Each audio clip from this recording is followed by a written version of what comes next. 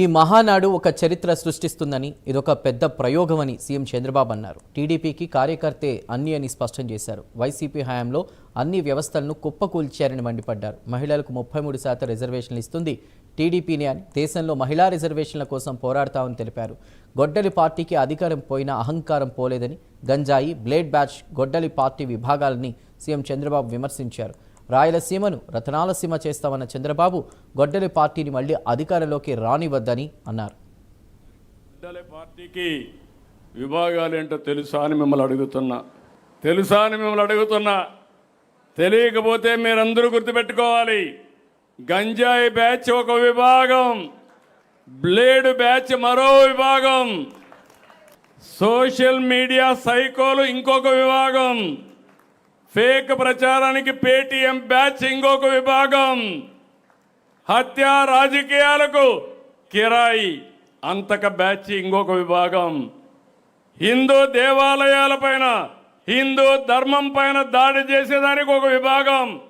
నేను ఒకటే చెప్తున్నా, దేవాలయాలపైన దాడి చేసిన, అప్రతిష్ట పాలు చేయాలనుకున్నా ఎవడిని వదిలిపెట్టమని మరొక్కసారి హెచ్చరిస్తున్నా. ఏదైతే ఈరోజు డౌరీ ఒకప్పుడు తల్లిదండ్రులకు పెద్ద భారం, ఇప్పుడు రివర్స్ డౌరీ ఇచ్చే పరిస్థితికి వచ్చారు. ఆడపిల్లలకే కట్నం ఇచ్చే మగపిల్లలు పెళ్లిళ్ళు చేసుకునే పరిస్థితికి వచ్చారు. అంటే చాలా వరకు ఈ సమస్యల పరిష్కారం అయినాయి.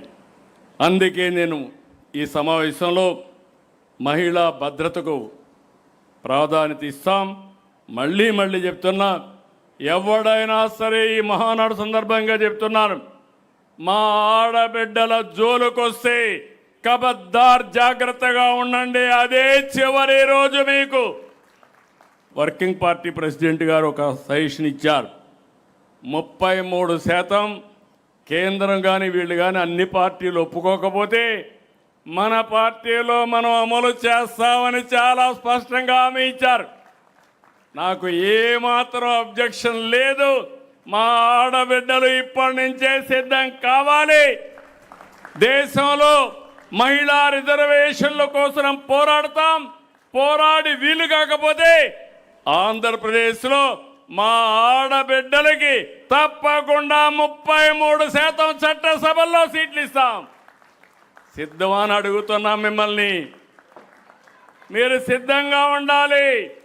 నాయకత్వంతో ముందుకు పోవాలి. దానికి మీరు ముందుంటే మిమ్మల్ని నడిపించేదానికి నేను ముందుంటానని మరొకసారి ఆంధ్రప్రదేశ్లో ఉండే ఆడబిడ్డలందరినీ కోరుతున్నా. ఈ సంవత్సరం కొన్ని ఇబ్బందులు కూడా వస్తున్నాయి.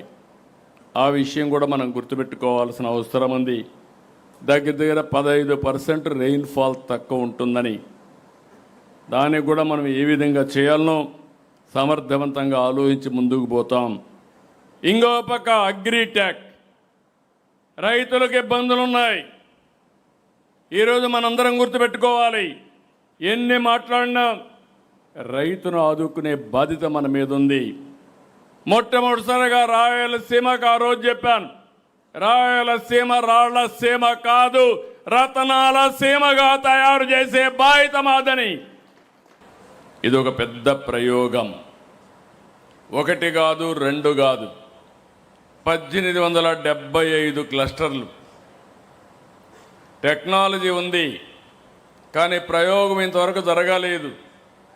దగ్గర 18 విదేశాల నుంచి 12 కంట్రీస్ అంతా కూడా ఈరోజు ఆన్లైన్లోకి వచ్చారంటే ఇది ఒక రికార్డ్ అని చెప్పి కూడా నేను మీకు తెలియజేస్తున్నా. రికార్డు సృష్టించడం, రికార్డు తిరిగి రాయడం, రికార్డు బద్దలు కొట్టడం ఒక్క తెలుగుదేశం పార్టీకే సాధ్యం. అదే సమయంలో ఒక ట్రెండ్ సెట్టర్ కూడా. ఏదైనా ఎవరైనా చేయాలంటే దాన్ని ఒక ట్రెండ్ సెట్ చేసే బాధ్యత కూడా మంది. ఆ విధంగా మనం ముందుకు పోతున్నాం.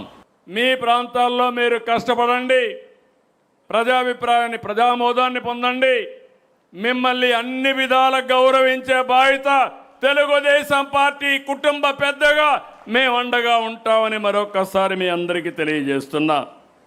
ఈ మహానాడు, చాలా మహానాడు చూసా, ఈ మహానాడు మాత్రం నాకు కూడా ఒక నూతనమైన స్ఫూర్తినిచ్చింది, ఎక్కడ లేని ఉత్సాహం ఇచ్చింది.